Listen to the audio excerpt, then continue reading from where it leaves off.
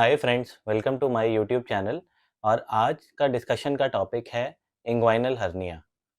तो आज हम डिस्कस करेंगे कि हर्निया क्या होता है, हर्निया के सिम्टम्स क्या-क्या होते हैं, किस तरह से इसको इन्वेस्टिगेट कर सकते हैं और इसका क्या इलाज होना चाहिए।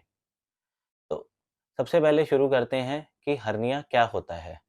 तो जब भी हमारी एब्डोमिनल वॉल में यानी हमारी पेट की जो सबसे आगे की लेयर होती है, उसमें अगर कहीं पर वीकनेस डेवलप हो जाती है, तो उस वीकनेस से इंटेस्टाइन के यानी पेट के अंदर जो इंटेस्टाइन है या ओमेंटम है यानी जो फैट है, वो अगर किसी वजह से पेट का प्रेशर बढ़ता है, तो बाहर की तरफ निकलने की उस डिफेक्ट से कोशिश करता है।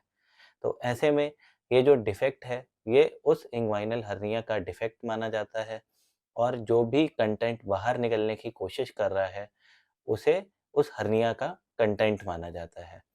जैसे-जैसे यह डिफेक्ट के थ्रू बाहर आने की कोशिश करता है, यह आसपास की लेयर्स से एक सैक डेवलप कर लेता है और उसके बाद इसमें स्वेलिंग डेवलप होती है और एक बल्ज डेवलप होता है।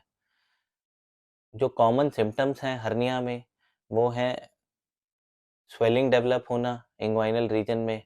इसके अलावा पेन होता है और कई लोगों को यह पेन बढ़ जाता है जब वो कोई स्ट्रेनस एक्टिविटी यानी कोई भारी सामान उठाते हैं या खांसी आती है या कोई ऐसी चीज़ करते हैं जिसमें पेट का प्रेशर बढ़ता है। ऐसे केसेस में लोगों को हर्निया में स्वेलिंग डेवलप हो जाती है और पेन डेवलप होने लग जाता है। कई लोगों को ज़्यादा देर खड़े रहने की वजह से भी हर्निया जो है वो कंटेंट नीचे की तरफ बाहर आता है और उनको उसमें स्वेलिंग और पेन डेवलप होने लग जाता है। तो ऐसे केसेस में किस तरह से इसे इन्वेस्टिगेट कर सकते हैं? सबसे पहले हमें डॉक्टर को दिखाना चाहिए जब भी हमें इंग्वाइनल रीजन में स्वेलिंग डेवलप हो रही है या पेन डेवलप हो रहा है और हर्निया का शक हो तो डेफ़िनेटली डॉक्टर को दिखाना चाहिए। डॉक्टर सबसे पहले क्लिनिकल एग्ज़ामिनेशन करता है, जिसमें वो पेशेंट को लिटाने के बाद इंग्वाइनल रीजन में फिंगर से प्रेस करके पेशेंट को खाँसी करने के लिए बोलते हैं, जिसमें अगर इंग्वाइनल हर्निया का कंटेंट बाहर आ रहा होता है, तो हर्निया की डायग्नोसिस क्लिनिकली कन्फर्म हो जाती है। इसके अलावा कई पेशेंट्स में जो हर्निया की स्वेलिंग है, वो रिड्यूसिबल नहीं होती है। तो ऐसे केसेस में देखने से ही यह पता चल जाता है कि इसमें इंग्वाइनल हर्निया है या नहीं है। इन्वेस्टिगेशन के लिए हम अल्ट्रासाउंड करा सकते हैं, जिससे हमें ये डिफेक्ट और उसके कंटेंट्स के बारे में पता चलता है और कुछ केसेस में जिनमें बड़ा हर्निया होता है, उनमें सीटी स्कैन कराने की भी ज़रूरत पड़ती है। जिन केसेस में इंटेस्टाइन का बड़ा पीस आ गया होता है हर्निया में और वो वापस नहीं जा रहा होता है, यानी हर्निया रिड्यूस नहीं हो रहा होता है, ऐसे केसेस में सर्जरी इमीडिएट करानी चाहिए क्योंकि इंटेस्टाइन के फँसने का और उसमें रुकावट होने का रिस्क रहता है। अब हर्निया का जो ट्रीटमेंट है, वो सारे ही पेशेंट्स को जिनको इंग्वाइनल हर्निया है, उनको ट्रीटमेंट कराना चाहिए, ऐसा ज़रूरी नहीं है। अगर पेशेंट को कोई सिम्पटम नहीं है और हर्निया की स्वेलिंग बहुत ही छोटी है, तो यह पेशेंट्स वेट कर सकते हैं ऑपरेशन के लिए। मगर यदि स्वेलिंग बड़ी है और उसमें पेन है, सिम्पटम्स हैं या इंटेस्टाइन आ जाती है, तो ऐसे केसेस में इंग्वाइनल हर्निया का ऑपरेशन ज़रूर कराना चाहिए। अब इसमें ऑपरेशन के 2 तरीके हैं। पहला तरीका है ओपन सर्जरी और दूसरा तरीका है मिनिमली इन्वेसिव यानी दूरबीन वाली सर्जरी।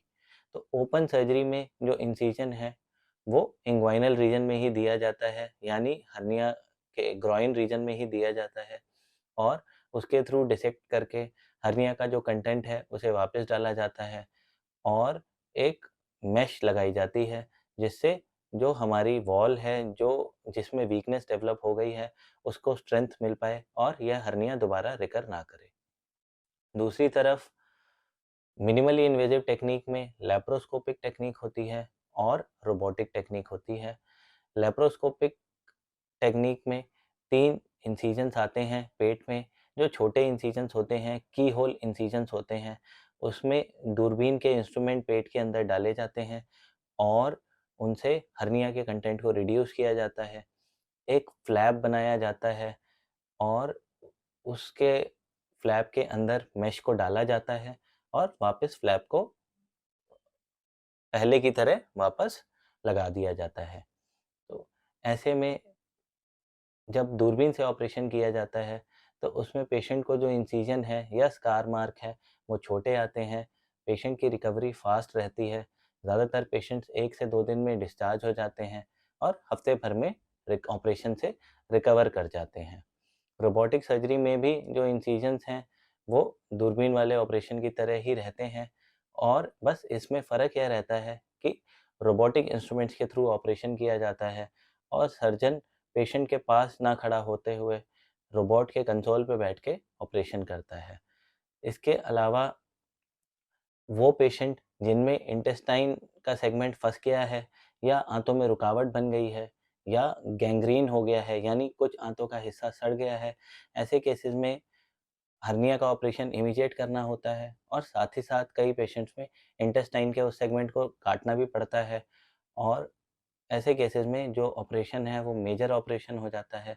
कई पेशेंट्स की पूरा पेट खोलकर बड़ा ऑपरेशन करने की भी ज़रूरत पड़ती है। तो इसी में अगर सिम्पटम्स डेवलप हो गए हैं या स्वेलिंग डेवलप हो गई है और उसमें इंटेस्टाइन का कंटेंट आ रहा है तो हमें ऑपरेशन करा लेना चाहिए।